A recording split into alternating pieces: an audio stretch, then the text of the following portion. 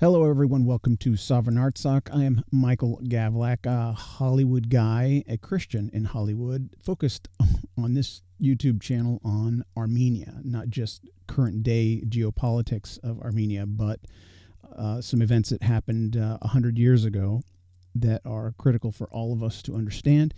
I know it's kind of odd for me, a non-Armenian and working in Hollywood and being a Christian, to be focused on this, but it should make sense.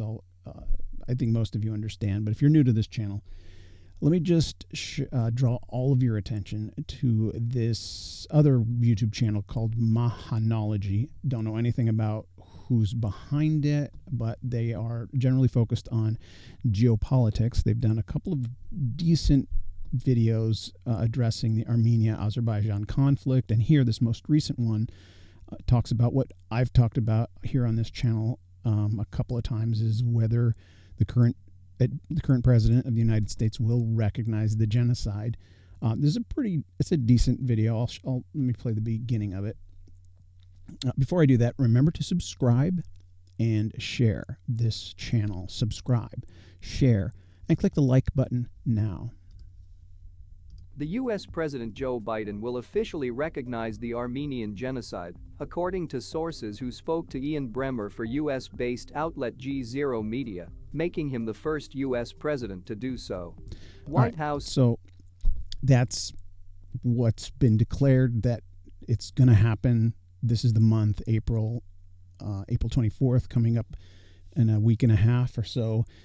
That's the day that the Armenia, all of Armenians on the planet, celebrate or commemorate or recognize the beginning of the Armenian Genocide in 1915.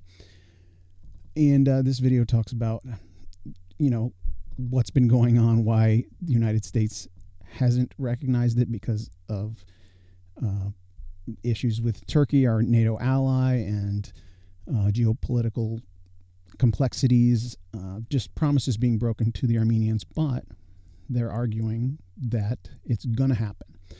And I encourage you to go to watch this, but there's a couple little things. And I am guilty on this channel of speaking and every now and then misspeaking and not catching it, just little things. And so there are a few little things that I want to draw your attention to that they do in this. And this is written out. I'm just speaking off the cuff, but this is something that's been produced. And here's an interesting one that you might catch. However, some Republicans such as Ilhan Omar tweeted their support for the genocide resolution. All right, so they refer to Ilhan Omar as a Republican. Somebody in their geopolitical research missed kind of a big deal. I think Rep. Ilhan Omar would laugh out loud if she heard of herself being referred to as a Republican.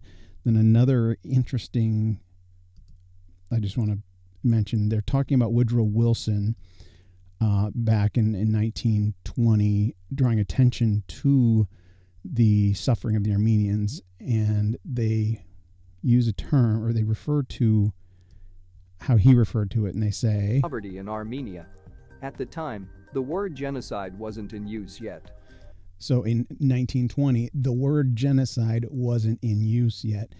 It's a little misleading. There was no word for genocide. That word wasn't coined until some 24, 25 years later, in the middle of World War II, by Raphael Lemkin.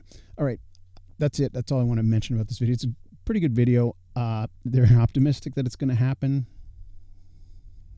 They're saying it's a higher likelihood than ever. So we'll see. President Biden, his popularity is kind of dropping. He's doing a few things that are unpopular, so maybe this would be popular, or maybe it's unpopular and that's a reason for him to do it. He's doing things that are unpopular, and this would be unpopular with certain people. I don't know. I don't want to get into those issues, but let me just draw your attention to this article. Artsakh Foreign Minister, Nagorno-Karabakh Autonomous Oblast, self-determined even within USSR. Let me translate for those of you who don't understand. Autonomous Oblast just means an autonomous zone, a region.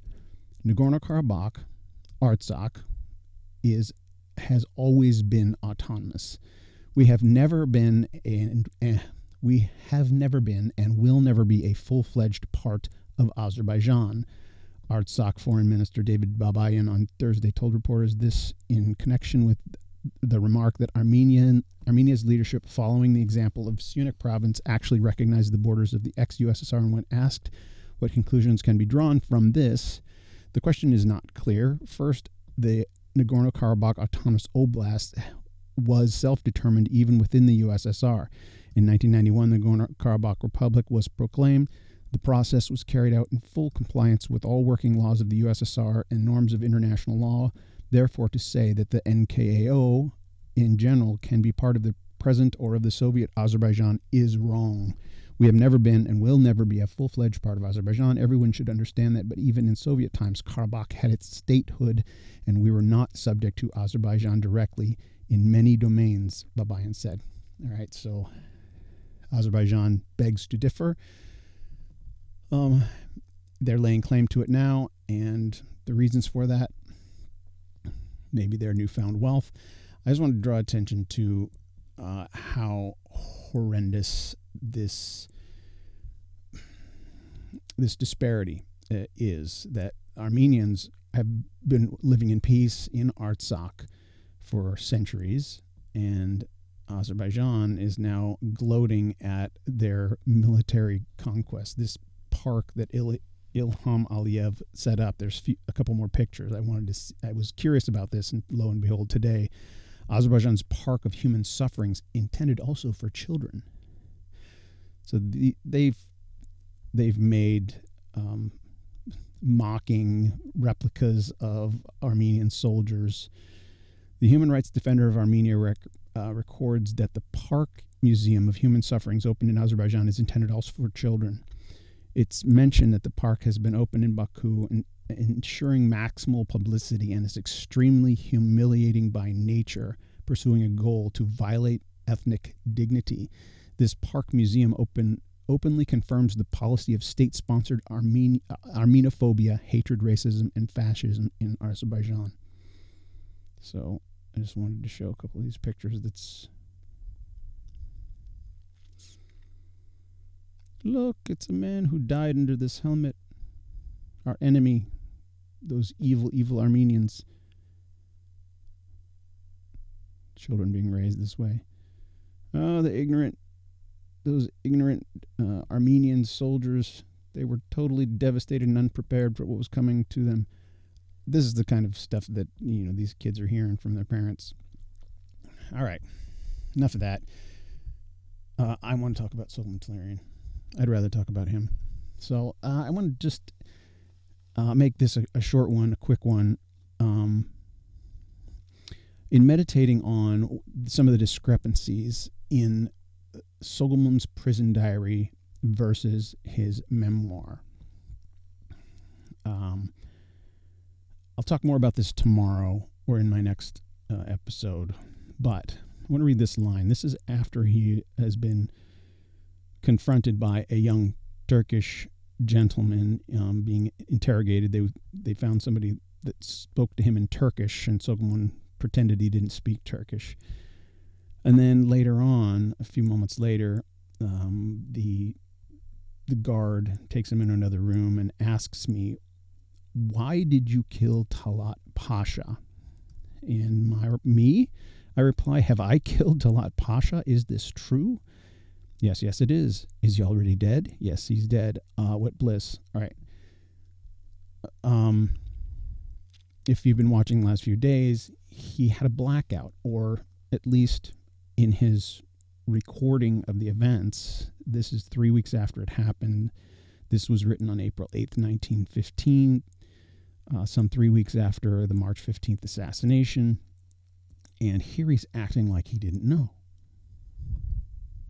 And there's a couple theories that I've mentioned. One is that it was just the stress of the event that caused, that particular event that caused him to black out temporarily and not remember it. Another is the beating he took by the mob. It's well documented that people that undergo physical trauma sometimes have temporary memory loss and sometimes permanent memory loss, there's another option here. And that is, keep in mind, he is in prison awaiting trial, writing down his recollection of events. He could be cognizant of the fact that these documents very well may be read. Whatever he writes may be taken from him. And so perhaps he is intentionally acting like he forgot so that he doesn't write anything down that's incriminating.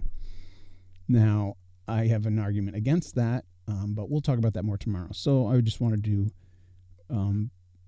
as I've been meditating on this, as I've been reading through it and noting a couple discrepancies and a couple omissions, things that he seemed to recall later on, and that could be an explanation for why he's omitting certain details, because he has not yet gone on trial, and he may be very well cognizant of incriminating himself if he is perfectly open and honest about every detail.